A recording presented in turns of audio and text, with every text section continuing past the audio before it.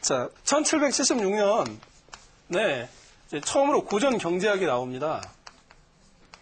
애덤 스미스가 국부론을 출간해서, 그래서 이 고전 경제학파들의 이 애덤 스미스를 따르는 사람들이 대표적으로 있어요. 뭐, 제레미 벤담, 공리주의로 유명한 벤담, 그 다음에 뭐, 멜서스, 인구론의 저자, 그 다음에 세의 법칙으로 유명한 장 바피스트 세, 그 다음에 데이비드 리카도, 그 다음에 존 스튜어트 밀, 이런 사람들이 이제 고전 경제학파예요. 이때만 해도 상당히 낭만적인 경제학이었습니다. 이게 이제 쭉 내려오다가 1920년대에 뉴욕 증시가 붕괴가 돼요. 그때 우리나라는 일본의 무단 통치하에서 신음하고 있었대죠. 뉴욕 증시가 붕괴되면서 우리가 많이 들어보셨죠. 세계 대공황이 시작이 됩니다. 세계 대공황이 시작되는데 이 고전 경제학파들은 이 세계 대공황을 설명할 수가 없었어요. 이들의 이론으로. 그래서 등장한 게 뭐냐면 여러분 많이 들어보셨을 거예요. 존 메이너드 케인스. 케인스가 나타납니다. 그래서 이제 현대 경제학파의 출현이죠. 현대 경제학. 자, 현대 경제학파 케인스가 나오는데 이 케인스는 말이죠. 어떤 사람이냐면 정말 무서운 사람이에요.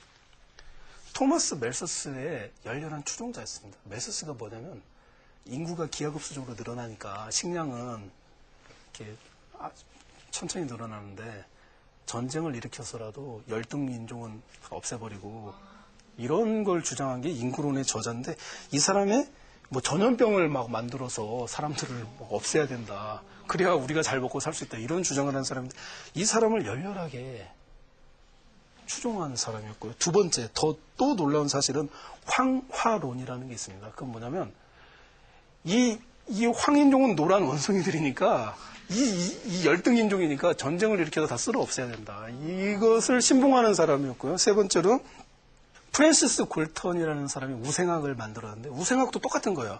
백인이 우월하고, 황인종은 열등하다. 그러니까 황인종은 노예나 되라. 이런 주장인데, 여기를 또 열렬히 추종하는 사람이었어요. 자, 공포영화의 한 장면 같죠? 그러면 이런 사상을 가진 사람이 뭘 만들었는지 아세요? 세계은행과 IMF를 만들었습니다. 뭔가 머릿속이 좀 공포영화의 결론이 내려졌네요. 네, IMF가 우리를 어떻게 만들었죠? 그래서 IMF는 유럽에 굉장히 관대해요. 아시아에는 가혹해요. 이 배경이 있으니까 그래요, 이게. 그래서 체 게바라, 전설적인 혁명가 체 게바라는 IMF에 대해서 굉장히 비판을 했죠. 네.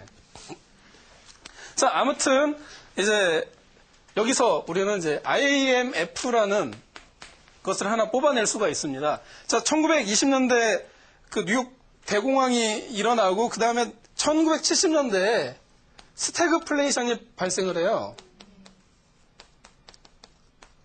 이것은 뭐냐면은 경기가 불황인데도 물가가 계속 오르는 현상이에요. 근데 스태그플레이션이 발생을 하는데 케인스와 그 친구들은 이걸 설명을 잘 할 수가 없었어요. 그래서 나타난 게 뭐냐면 밀턴 프리드먼의 신자유주의 경제학파가 출현합니다. 여기서 나온 게 신자유주의.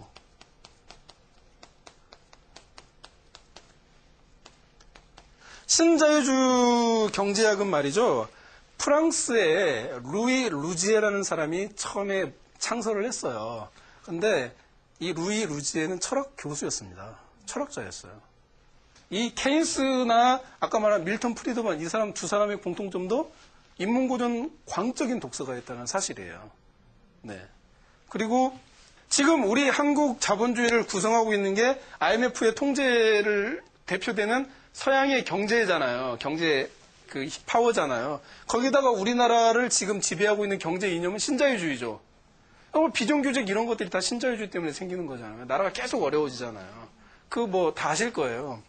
자, 이것을 봤을 때 신자유주의는 프랑스의 철학자가 창설을 했다라는 겁니다. 그러다 2차 대전 때 사라질 뻔했어요. 사라질 뻔했는데 오스트리아에서 프리드리히 하이에크라는 사람이 나타나서 되살려요.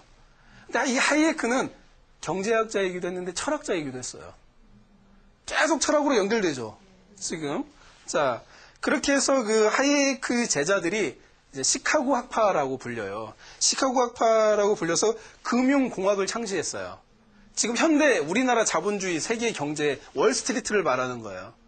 월스트리트 금융공학을 창시를 했습니다.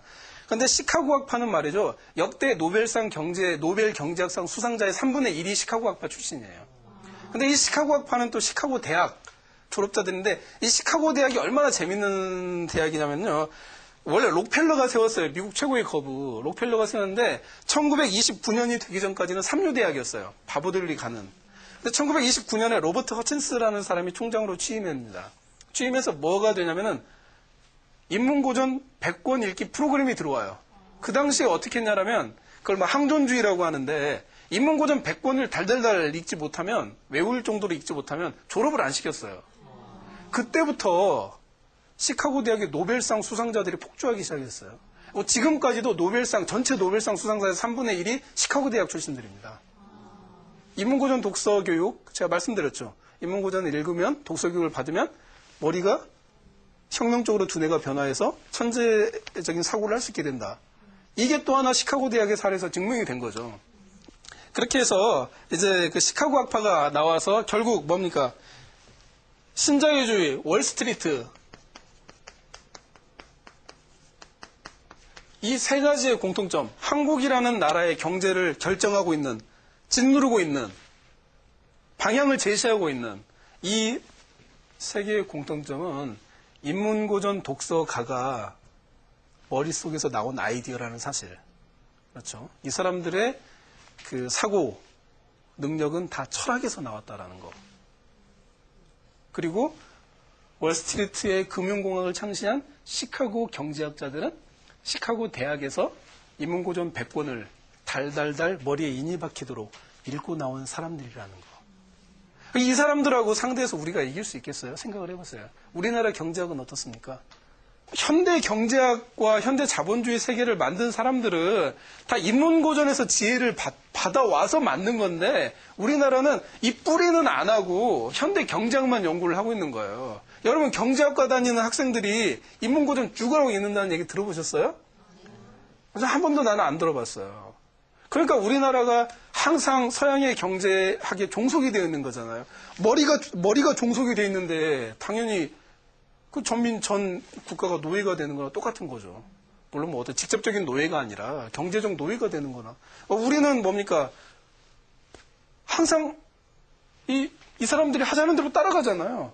IMF 와가지고 어떻게 했어요? 이렇게 해라 저렇게 해라 저렇게 해라. 앞으로 또 그런 위기가 닥치지 않으려는 보장이 어디 있어요. 물론 우리가 뭐 경제적으로 나라 정책도 있고 여러 가지가 필요하겠지만